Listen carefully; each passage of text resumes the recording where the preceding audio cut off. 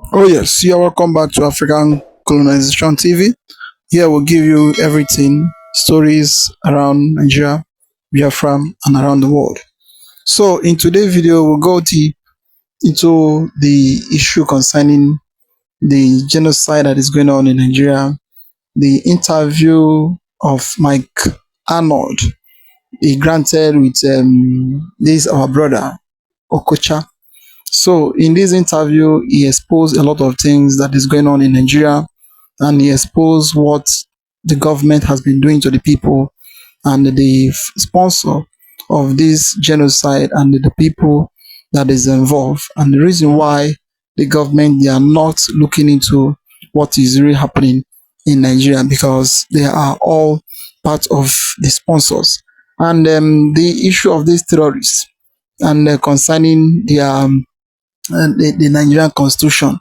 Whenever you talk about the constitution, they'll be doing as if they don't understand what you are saying, and a lot. So, according to the headline, it said Tinubu in trouble. U.S. take action over alleged genocide of Christians in Nigeria. So, in this video, you hear and you see everything by yourself. Don't skip any part of it. Try to watch to the end, and for you to understand everything that is happening. Because as you can see, in fact, a lot has been going on. A lot has been going on. And the people who brought these Fulani killers, not herdsmen, because as it is today, they are killers, Fulani massacres. And the people who brought those Boko Haram men, and the people who make the country not to be safe for anybody. So in this video, it is a very powerful interview. It's a very powerful interview. So as you're about to watch, like, subscribe, and make sure you share it. Let it get to everywhere and to everyone. Let everyone understand the main thing that Nigeria is facing, the main thing that is going on, and where that's what that is happening in the country. It's a pleasure to be here. And just heads up, the feed is just a little bit choppy. So if I ask you to repeat a question, can you hear me okay? Yeah, I can hear you very well. So I think we are going to start from the questions that so many people have been asking. So many people have been asking, dear Mike Arnold, how come your interest in Nigeria, your passion, you are building school, you people are supporting the building of schools in Nigeria, you people are supporting the persecuted people in Nigeria. Like, where is this passion coming from? Who is motivating you people, and what is your motivation? Well, thank you. That's a good question, and it's the right question because a lot of people. Jesus said, "People do all these things in my name," and he says, "Away from me, I never knew you." That all our best works are like filthy rags if we don't have a connection to him. So a lot of people come with ulterior motives, but a lot of people come with good intentions also, and they're still can sometimes do more harm than good. My entire journey, and at the end of this, my memoirs will be just the step-by-step miracles and guidance from God. It's been I believe God has equipped me for this in my life and has put me here for this reason. My first trip to Nigeria was 2010. Didn't want to go, had no idea, but it was just at the last minute, hey, sure, I'll go along. And it was pretty much that. I couldn't find it on a map. But over the course of the month there, I began to relate to the people to the extent that in many ways I feel more at home there than I do here, because in Christ there is no Jew or Greek, slave or free, American or Nigerian or Igbo or house. I mean, we're a body, and I felt that connection there to the body more than I do here in so many ways. And God gave me a word on that trip. And at the time, Nigeria was the only nation on earth where radical Islam was being pushed back. There was a Christian president and the economy was booming. I think it was like 120 or 150 naira to a dollar. I mean, it was a much nicer place. Wow. And God told me, he said, what man has long called the dark continent, I am raising to be the continent of light in this generation, with Nigeria as the vanguard, front line. And since then, look what's happened. I mean, literally all hell is broken loose. And I believe this is the battle for the kingdom in our generation is right here. And I believe we will prevail. But that's what I'm called to, and that's what guides me, and that's what will continue to guide me. So help me God. All right. Thank you so much. We would like to understand the perspective of someone like you in this issue of the religious violence in Nigeria, because about 5 governors in Nigeria who came out to say, we know these terrorists, we know who they are, we know that the government is sponsoring them. These are sitting governors of the states in Nigeria, like the governor of Benue State that denied that there is nothing like Christian genocide. He came out, he said that they have evidence that people in the Senate are sponsoring the killing in Benue State. The governor of Zamfara State made a statement just to show people what I'm talking about. Let me play the video. Like I said, what he said. We know where these guys are. We know where they live. We know their parents. You know them as a government. Of course we do. They live with the same community we live. So why is it difficult to get them? That is the $1 million question that I should ask you. We are trying to understand, for those of us who are now conversant with Zamfara, have never been there, and we hear you as a chief security officer speak tonight to say, you know these people, but yet you can't get them. It's a head scratcher. It is something that we are trying to all put our heads together. And that is why, from what I can do as a governor, to have this CPG as a first line of defense. Of course, military are there, police are there, as well as civil defense, but they are not under my control. They are under the control of federal government. And they are, like I said. Yeah, he is the current governor of Zamfara State. He said they knows where these terrorists are, they know whom they are, they know their parents, but he is not in the control to stop them. The control belongs to the federal government. You people see this thing as a normal terrorism, or as, I don't want to put words in your mouth. How do you see the issue in Nigeria? Okay, let me give you a revelation here, and it's a deep one, okay?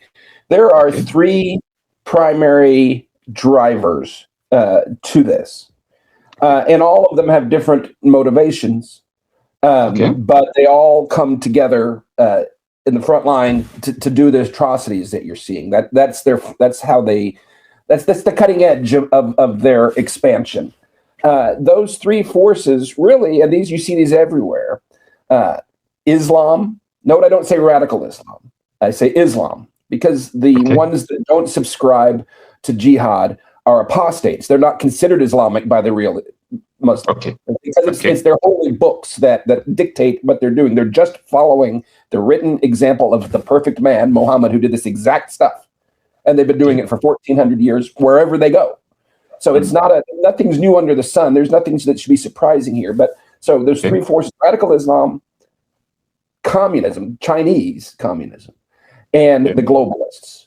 Okay, those are the 3 forces that are here, and they're overextended in Nigeria because it's been the hidden cookie jar for all these years. The Chinese drive the money engine. They are raping the land, blood minerals. The Nigerian government itself, there's an international report they have to issue, and it's audited by the international community. So they can't. This is the Nigerian government having to admit this, and the Nigerian government downplayed it as much as they could. Yeah. The Nigerian government officially says that $9 billion a year of minerals is being looted from the north, and it's predominantly, it obviously appears to be going to the Chinese. And I keep getting reports from people in the north who say, yeah, those Chinese, they're the worst human beings on earth, and verifying everything I'm saying. But the government says at least 10% goes to pay corruption that backs this up. So what does that mean? The people on the front lines, I've talked to a former senator up in the Middle Belt, a vice chancellor of a very prominent university in a LGA that's been slaughtered. They say that some of this blood money, and it was Good Luck Jonathan in his living room. I was sitting there, a private meeting. I had a couple of people with me, but it was just us in his living room. And he leaned in and said, it's the blood minerals. Look at the blood minerals. I've been to Bocos after the Christmas massacre a few months later to see the mounds of dirt where the farmers used to live. So that $900 million a year going, and they say it pays the generals, the corrupt ones, and the people that have their fingers on the machinery of the military and the security apparatus. It pays them to turn a blind eye. That's why you have a Nigerian military that we know there are good people in it. We know there are good people from the top to the bottom, but they still look like bungling, incompetent idiots when they respond to any of this stuff. It's because they're hamstrung by corrupt leaders.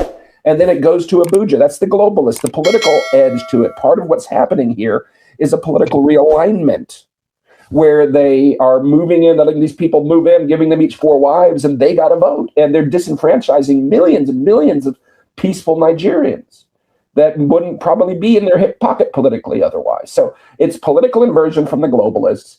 It is extraction from the communists, extraction. And then they're using radical Islam for what it does naturally. All you have to do is stop fighting them, and they will do this. All you have to do is let them do this, and they will do it. That's what they do. And so by hamstringing the military, what Obama did to Jonathan, he blocked our military aid. He stopped him from going elsewhere to get aid to turn them loose. It's like uncorking the bottle of Ebola and waving it around. If you don't keep Islam contained, it does this everywhere it goes on earth. Nowhere in history in 14 years, 100 years has it been stopped without war. Nowhere, no country, for example.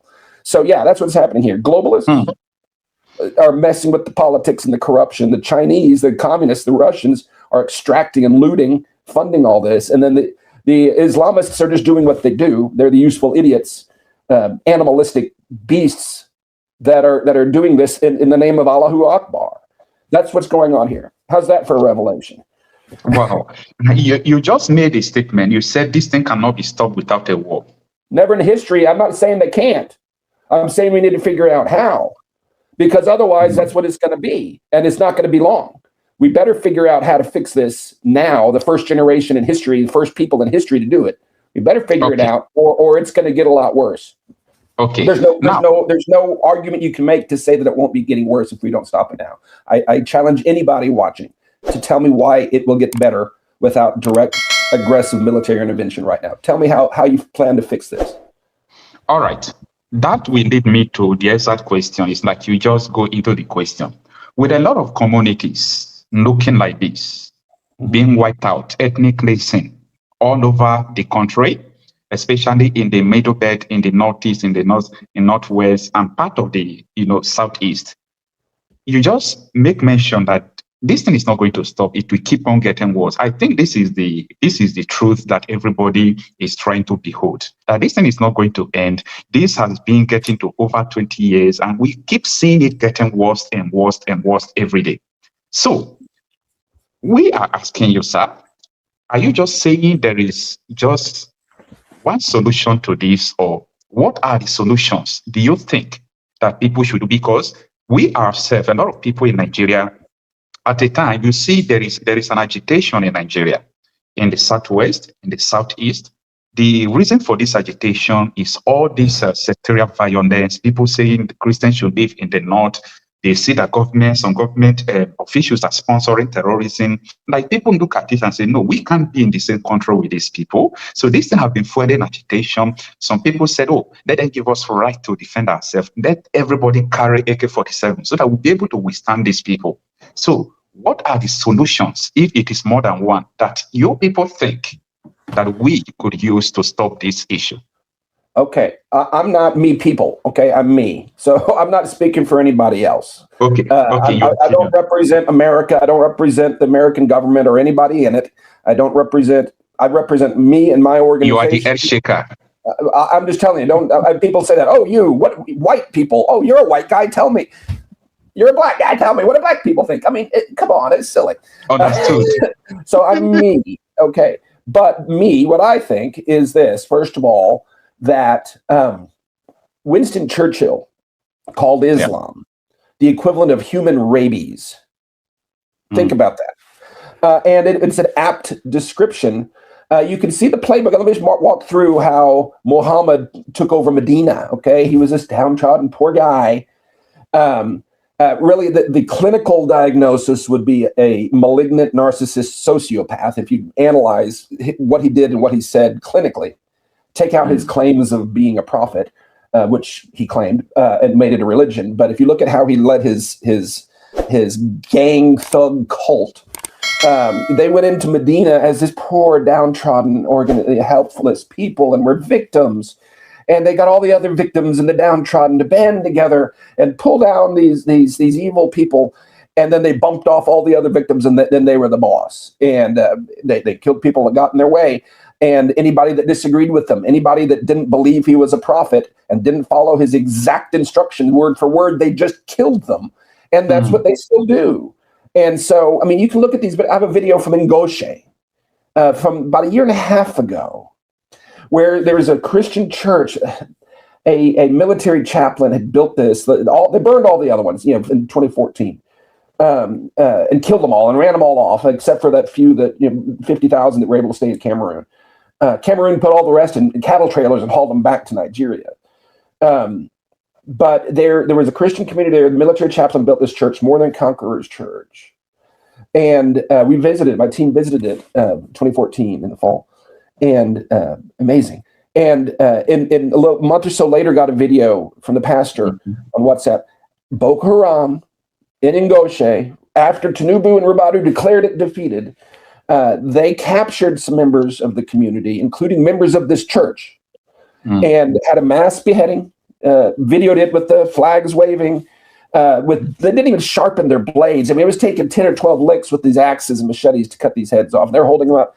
There's a crowd all the way around them, thick, you can see, crowd, men, women, and children cheering. Tell me, Nuhu Ribadu calls these people his brothers. Tell me that there's a rehabilitation that cleans that. So in human terms, in natural terms, in practical reality, they all have to be exterminated. I mean, sorry. Once they've crossed that line, I'm talking justice. I'm not talking revenge. I'm not talking, rise up and go get them. I'm saying anybody that swung the blade or pulled the trigger, anybody that's been there or that's benefited from that or enabled that or defended it, the earth can't hold them. That's justice. Now, as a Christian, I believe that they can be reached. I believe that they can be reached with the gospel. I know this is happening. Iran has the fastest growing Christian church on earth. That's documented, underground. Because that regime is evil and it hurts people that are within it. No human being can do those actions and ultimately at night feel good about themselves. That's why they have to keep doing more to cover their conscience. Jesus is breaking through. So we need to lead with the gospel. We need to lead with the true church, not the Nigerian prosperity pimp crap. But the true church needs to be praying and serving and standing up and speaking love and truth to these people. Jesus is showing up. That's the only solution that's lasting. But on this world, as policy, as law, as justice, the world can't hold anybody with that. It's incompatible with human civilization. Nice. Well, yes. You all have been seeing how everything has been going.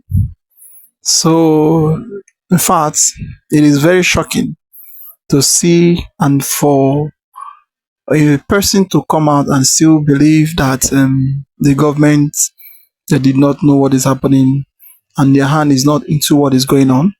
This is Michael Arnold that is explaining everything concerning how and what is really happening in Nigeria. Just keep watching for you to understand by yourself the type of country we are living into. And those people that claim that they don't know those that is spying people everywhere, they knows everything and they know the real thing that is happening. Tinubu is guilty of genocide. And I'm not talking about tracing his looting the North and all that. That's for another day. For his intentional denial of aid and recognition of displaced under these circumstances, that has been prosecuted successfully in International Criminal Court as genocide. And I believe he needs to be indicted for that because I have proof. There's living proof all over Nigeria of how he calls these people's criminals and vagrants and bums. He bulldozes their homes, denies aid, denies recognition. All he has to do is recognize them as displaced. That's all he has to do. And the international community has the money and the mandate to take care of them. But he denies it because they're eyewitnesses. And so Tinubu is guilty of genocide today, and all his administration is for covering up the displaced crisis. And I still want to put this to you. There are so many people who are in detention because they speak up, they agitated, they fought back, the militia, they did all sorts of things, against this power that be that is killing people, but they end up in detention. Most of them end up being killed. I know that we are not going to give up in speaking up, but what do you think we should do? Do you think that the church is not defending the faith enough, or this is not all about church issue? It's just all about the citizens' responsibility to continue to die? That was in October 2023. We had a protest called End Bad Governance Protest. I was in Abuja. I was threatened to go back to my state. That's if they see me in Abuja, that I'm going to be arrested. Though I was not afraid because I have a lot of people standing there that if police arrest me, they will go in to do pro bono service, both in the court and everything. So I was not afraid. But for how long shall we continue to be killed? If you protest, they will arrest you. What do you think that we should do about this? Look, freedom isn't free. You have a wicked combination here. You have the most brutal totalitarian overlords in history conspiring against you. You have the Islamic regime. You have the internationalist, cabal, the political, international banking, all that regime. And then you have the communist regime that is holding these people down. And you think it's going to just be handed to you? If God has called Nigeria to be the vanguard in the kingdom come in our generation, you expect somebody else to come and rescue you? That's not. What would happen if Trump were gone tomorrow? What would happen if Harris won? Would you just say, "Oh well, we suck. Come and behead us"? That's those. We will not stand to wait for them to come and kill us. Actually, well, that's what you've been doing. And it's little by little. It's the frog in the pot. They'll come. They just did to your brothers and sisters in Ngoshe just the other day. Why aren't you standing up now? You're going to wait till it's your neighborhood. Then who's going to stand up with you? Come on. Here's the thing, and I'm going to just say this: if there's another Ngoshe. I think every Nigerian of conscience, of every religion or race or tribe or creed, should stand up and take pitchforks and torches and storm the Aso Rock, the villa. I believe that. Now, as I said pitchforks and torches, I meant that symbolically. They should do it with posters. They should do it with words. Okay, I'm not calling you to tear down the villa. I'm not calling you to street justice. That is wrong. That's what they would do. But stand up. And you know what? The most powerful symbol in modern times among them is the Tiananmen Square tank man.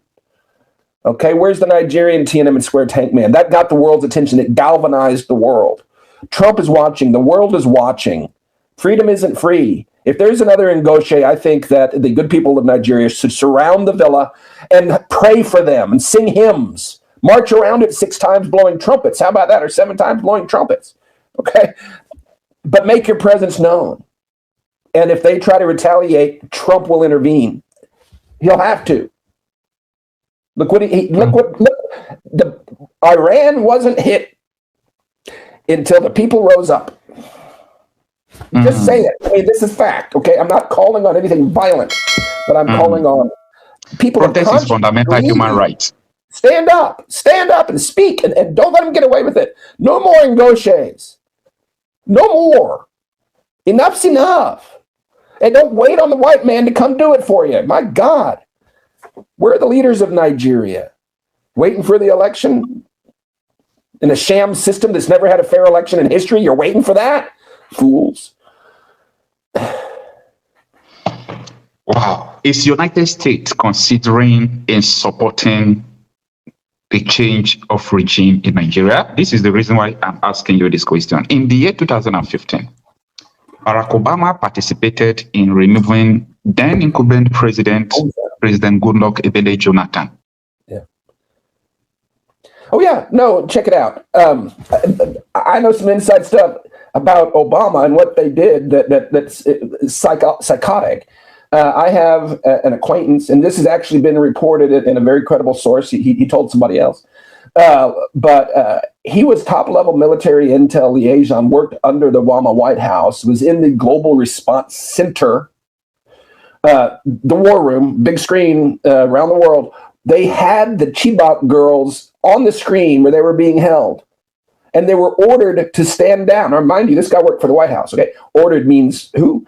Ordered to stand down and not give that intel to the Nigerian military, not rescue those girls, let them go. He ended up quitting military service for lifetime career because of that. He couldn't serve the government anymore.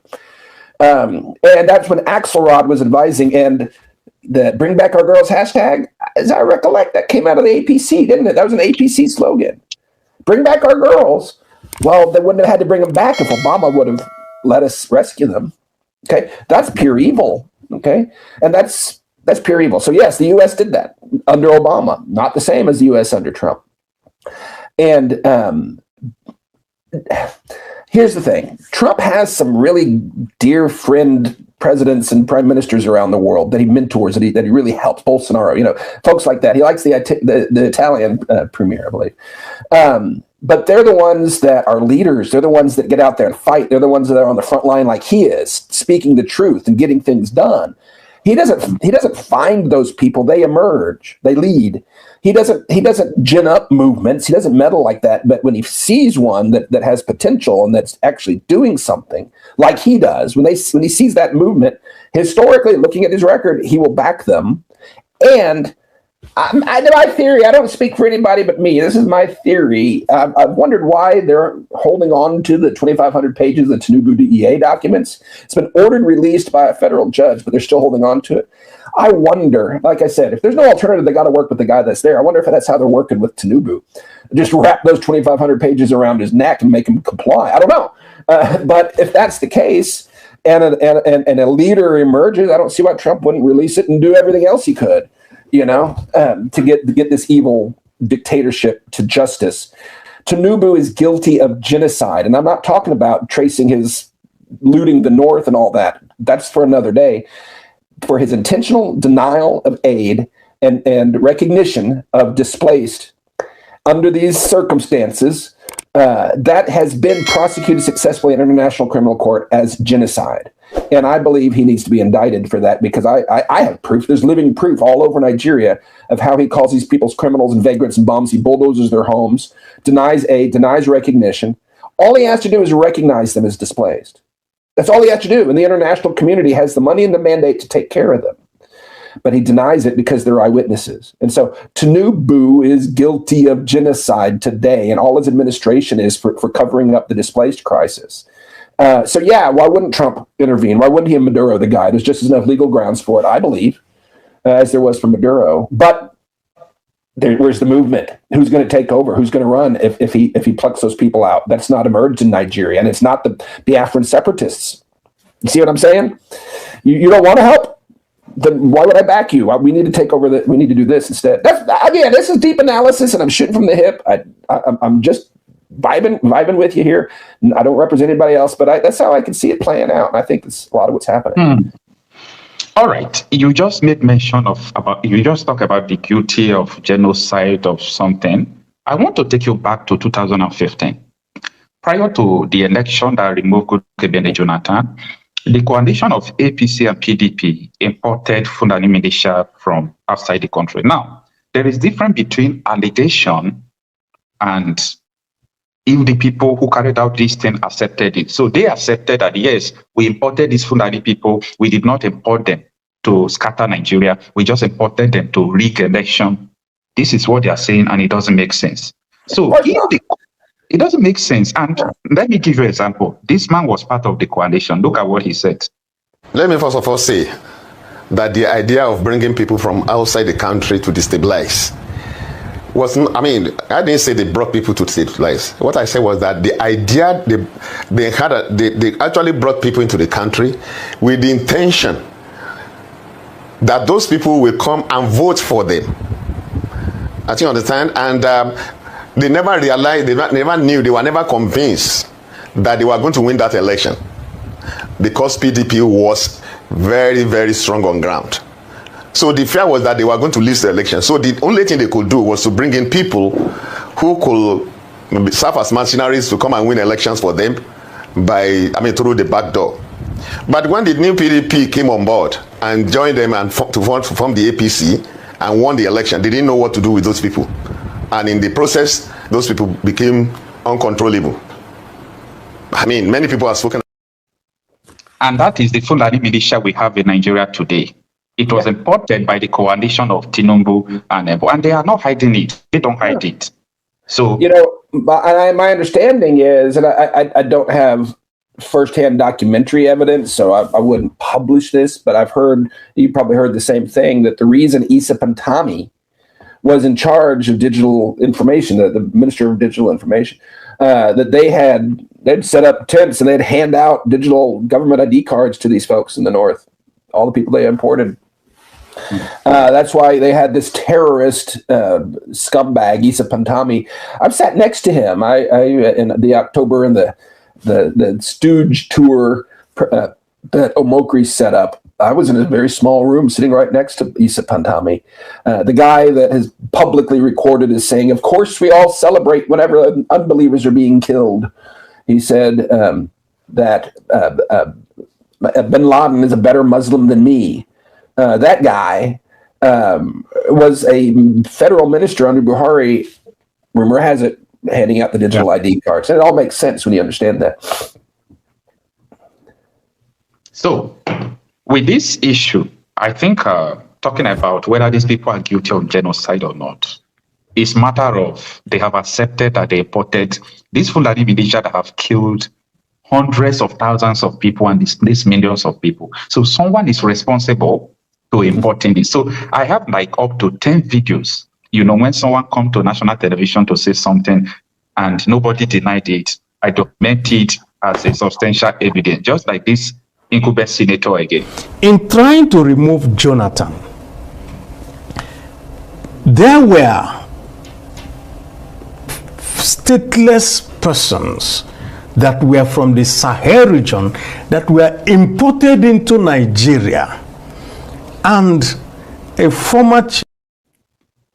So everybody knows what is actually the problem, but nobody wants to confront the powers that be. So all this issue we are talking about here is the reason why so many people were agitating that, come on, these people are going to, with the help of the government, they are going to infiltrate our land, they are going to kill our people. But you also say something that is very important, that, listen, you can't leave these terrorists in your backyard while talking about the separation of Nigeria, because they can come into your area, But what about if Donald Trump did not win this election? It could have been the people will just be carrying arms, fighting, and the type of arms we can carry is just shoot, what is it called, pump action. I can only register pump action. Government can only give me, license to pump action. They can't give me license to AK-47. They can't give me license to all those sophisticated weapons that the terrorists are using. Oh yes, this is a very powerful interview. This man you are saying is Mike Arnold, the U.S. lawmaker, one of the U.S. lawmaker in America. So one of the Trump lawmaker. So they are the one that came to Nigeria, and they are the one that investigates and they see things. And his own idea is different from the idea of Remo. So already all of them knows what is really happening in the country, and they know everything that is going on, no matter how it is. But it is very, very funny that once you come, the government of Nigeria, they will be claiming as if they don't know what is really going on.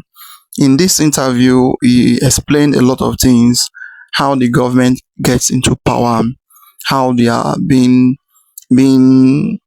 sponsoring the terrorists, and then how everything is happening. And then the government, being guilty of this genocide that is going on. It is, in fact, they are part of it, because APC, they are part of it. They are the people that allow those terrorists to come in the name of let them win election and chase away Goodluck Ebele Jonathan when he was still in power. But after everything, the thing now overwhelmed them. Then they don't know what else to do. In fact, a lot is happening in the country. That is why you see anywhere you go, you must see buying everywhere, unaliving people everywhere, because of what they brought into this country. And then the people that is the terrorists, the main terrorists, the worst part of it is that they are not even arresting them. Once they arrest them, for some time they will release them and call them repentant Boko Haram because of they know that all of them is their brother. Nnamdi Kanu that is not even doing anything, that is leaking the secret and telling them what to do, agitating for the freedom of his people. The government tag him terrorist and they do every mean possible to sentence him life imprisonment in the name of they don't want to hear anybody to expose their secrets about what is happening. Oh yes, that is it. That is how it is. I'd like to hear your comment down below. What do you think about the whole thing that is going on in Nigeria? Like, subscribe, and make sure you share it. Let it get to everyone. Let everyone see what is going on. I say thank you for watching.